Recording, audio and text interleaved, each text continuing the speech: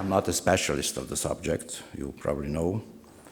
So I will restrict myself to make a couple of propositions of a general nature, and maybe one or two, how shall I say, ideas or advices.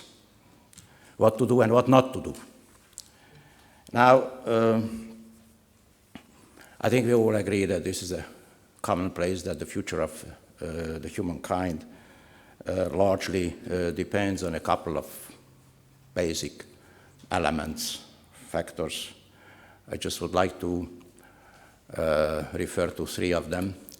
One is how to tackle global challenges like climate change, like social and economic inequality, like mass destruction weapons and nuclear war, terrorism, of course, migration, which is just starting.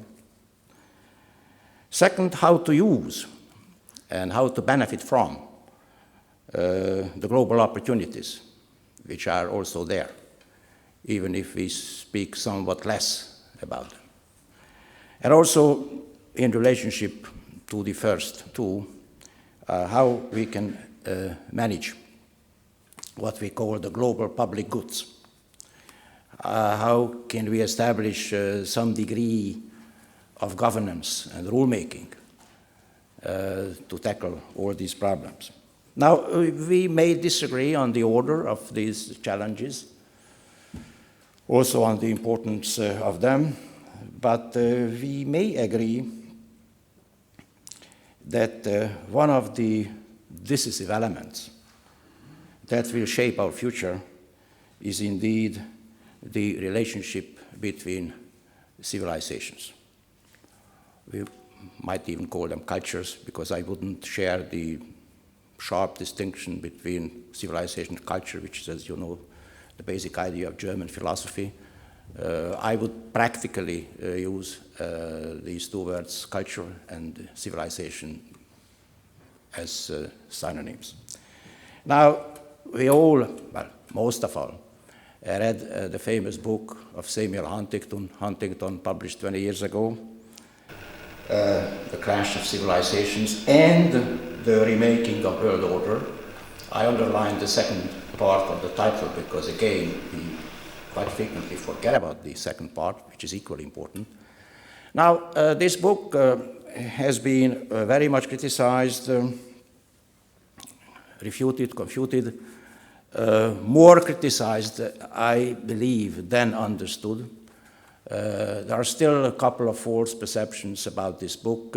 One of them, which I tried to underline already a couple of times, is that Huntington, of course, he did not advocate clash. It was a different philosopher a long time ago who advocated clash between classes. And this famous philosopher was Karl Marx. But Huntington, in fact, did not advocate clash. What he wanted was to describe and analyze the distinctive natures of civilizations. He wanted to give a general framework of understanding the world. Also the root causes of possible future conflicts, trying to predict future developments, and thereby, of course, trying to provide guidelines for the policymakers. And he said very simply that human history is a history of civilizations. But he was not the first one who said so. I mean, a long range of sociologists, economists, philosophers, historians, from Max Weber to Arnold Toynbee, or for Durkheim to Fernand Braudel, they all gave a comparative analysis of distinctive features of civilizations. And they all considered civilization basically as a cultural entity, which is inseparable from the basic cultural phenomena like values, norms, way of life, language, and last but not least, of course, religion. Just to quote Dawson very briefly, the great religions are the foundations on which the great civilizations rest. I think it's still true. Now, maybe my first proposition to make is that the distinctive features of civilizations and cultures in the last, let's say, 20 or so years became more visible, more emphatic, and stronger. Despite globalization, despite the growing interdependence, as many say, the so-called cultural or civilizational fragmentation or diversity, whatever name you prefer, is on the rise. So diversity is indeed deepening, and the risk of possible conflicts, whatever was or was not advocated by Huntington, is increasing. So, hence the second question, how to avert the clashes, how the clashes should be prevented. Now, the answer is, of course, very simple, nothing new about that. We have to reinforce, strengthen the dialogue, and we have to understand each other much better. We have to understand the roots, the values, the ethics, the norms, the rationale, the logic of the others. Now, all this refers particularly to Islam. Why? Why precisely Islam? And here we have to be very open, of course.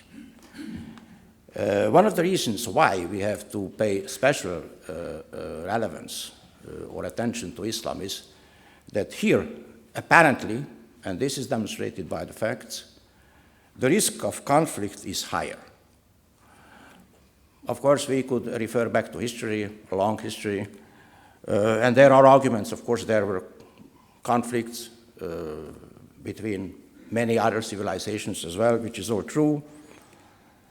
But at the same time, we all know that we speak much more about Islam now and the possible conflicts between Islam and Christianity than the possible conflicts between other civilizations or indeed religions. Why is that so? Long range of reasons. It's a great civilization. Now it's 1.6, 1.7 billion people. I looked at the statistics. By the middle of this century, by 2050, the number of Islamic people of Islamic faith will be 2.7 billion. And no doubt this is by far the fastest growing population. This is also a region where the degree of devoutness and the precise adherence to the commandments is the highest. I think we all have to recognize that, especially in comparison with Christianity. More important is that this is a very much diverse civilization. Of course, those who know Islam much better than I do, of course, know all the reasons and the structures and the history and everything. What is relevant for us from a geopolitical point of view, that of course this is a very diverse population, a diverse civilization. Of course, there are also differences with respect to the relationship to the political power, although very frequently we say that Islam as a religion is much more closely related to political power than the others. Even on that point, there are differences between different groups of Islam. And this high degree of diversity within the civilization makes some people to say that instead of clash of civilizations, we should rather speak civilization of clashes. Now, you may agree or disagree, but no doubt that the clashes within the civilization of Islam are now on the rise. We all know that. And here we come, of course, the major point, the subject of this conference, which is Islamic radicalism. Islamic radicalism, of course, we should perhaps clarify one or two semantic issues, but certainly I would only make a single point that we should not and we must not confuse Islamic radicalism with what I referred to before, and this is a high degree of devoutness and the precise adherence to commandments. So that's my first important point, perhaps, that we should not confuse the two. Now, because of these clashes within this civilization, many people now say that the outcome of the possible clash between different civilizations may largely depend upon the outcome of the clash within the civilization, that is, within Islam. And that is why I think that now we are discussing one of the most important questions in the world. At stake is the future of mankind. At stake is the relationship between the civilizations, and the relationship of the civilizations largely depend upon the relationship within the civilization, within Islam, between Islam radicalism and the moderate Islam, which is represented by the huge majority of the Islamic population of the world. And of course, this is this relationship within, which will largely influence primarily the relationship between Islam and Christianity. Now, what to do? Because I have to be brief. Or put it more simply, how to promote, how to support moderate Islam. Or, reversely, how to fight Islam radicalism. First is very simple. I believe that we have to understand it much better. As I said, understand the root causes, the history, the goals, the norms, the rationale, the instruments to be distinguished from the root causes and principles. The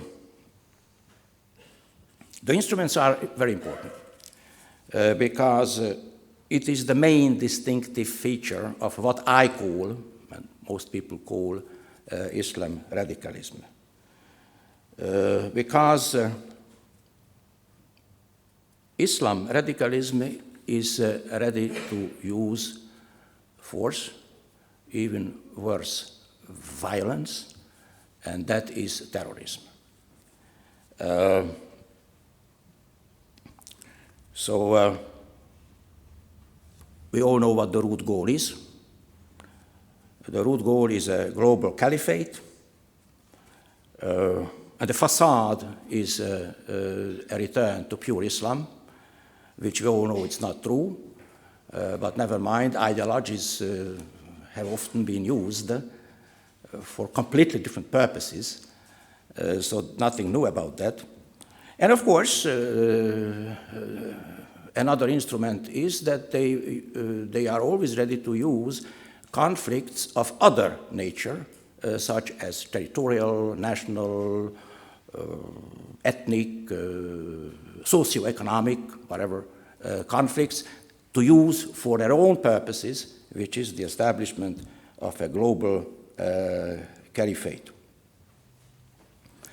Now, as I said, this is a small minority, but still it's there, and it causes huge problems within Islam, within the civilization. I just recall this quote from King Abdullah of Jordan, who said, "What we have to do first is to take back our religion." And I think he touched on the most important point. Moderate Islam must take back its own religion, because it's his. How, of course, that's another question. But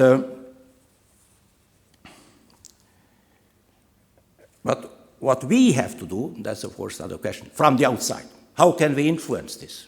Can we, shall we, try to influence it? And that's another very delicate question. Here we should come to the famous issue of intervention, which I would refrain from, because that's a very long subject. Again, maybe another conference will be organized by Jerry, and then we discuss this at length, or maybe we will do it, of course, later on in the course of the day. But still, of course, we have to do something, whatever name we give it, this kind of influence. Now, first and foremost, I believe that's very important, that we must not demonize Islam as a great religion and a great civilization. We must not alienate the moderate Muslims. In fact, we have to help them. Also, second, perhaps equally important, we have to try to find common elements between moderate Islam and Christianity. This is an exercise which has been going on for centuries, one might say. But, of course, there are many common elements. My proposition would be that we should start with transcendency. One of the problems with some of the major religious families of the world is that they are progressively, or they have been progressively distancing themselves from the transcendent roots, which I don't want to elaborate on because we all know what it is. It's belief in God. So let's go back to that. And that perhaps could be a common ground. At the same time, I think it's also very important to fight terrorism. There is no appeasement, I'm afraid. Sometimes people say, oh, terrorists are crazy people. They are not. They are not crazy people. They have a completely different rationale, which we may or may not understand. In any case, it's not our rationale. It's like in a warfare. You have to understand the rationale, the logic of the other side. You cannot follow your own, because if you follow your own, then you will lose. So that is, of course, something which we always have to keep in mind.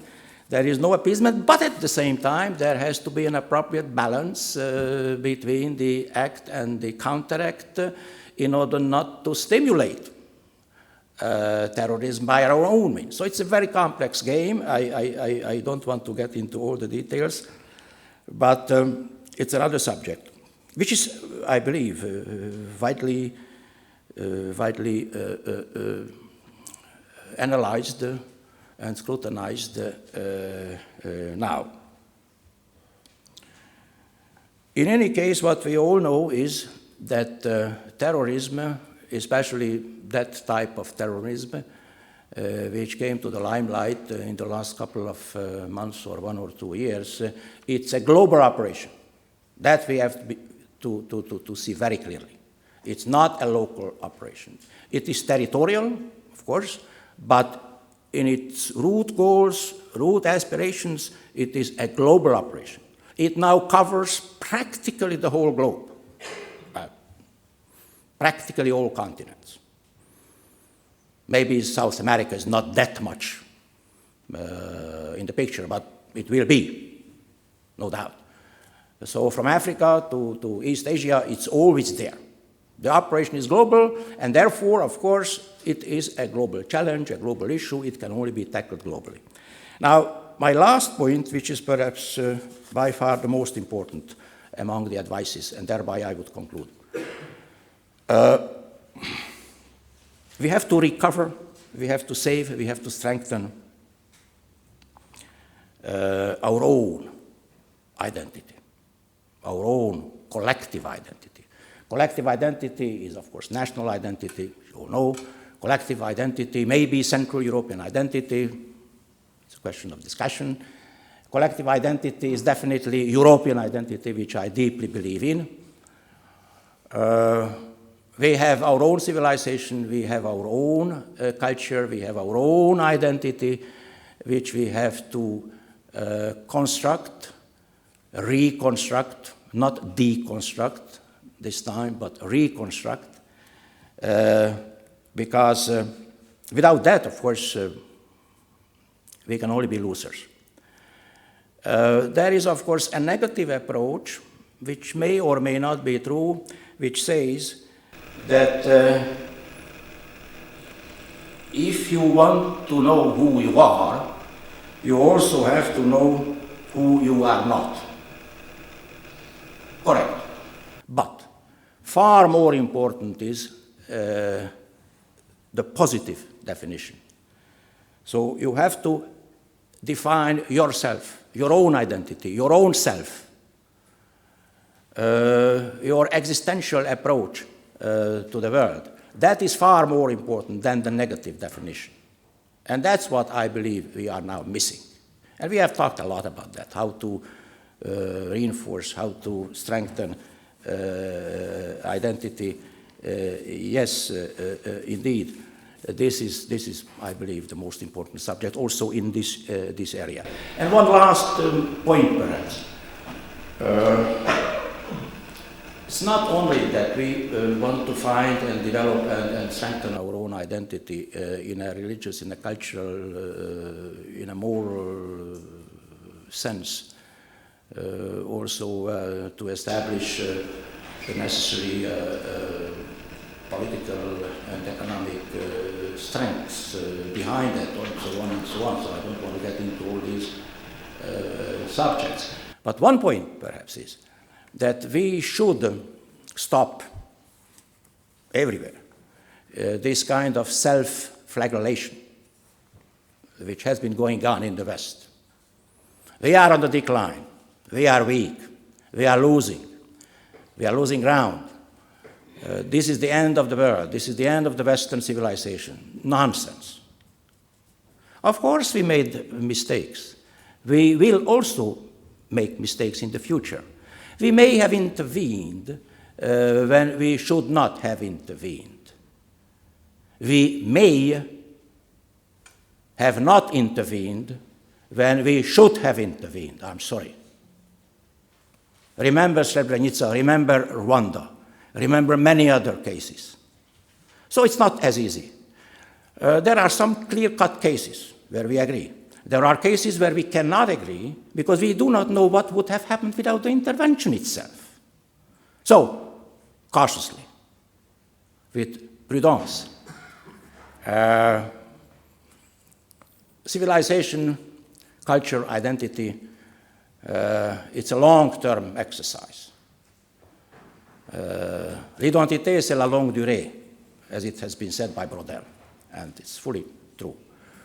But we have to be careful to keep it, to reinforce it, as I said, to reconstruct it. Of course, we can criticize ourselves. I'm not against it. But still, we have to know that we are us. We have to define ourselves as we are. And we have to accept ourselves. We have to love ourselves. But this is for theologians, so I'll stop here. Thank you very much for your attention.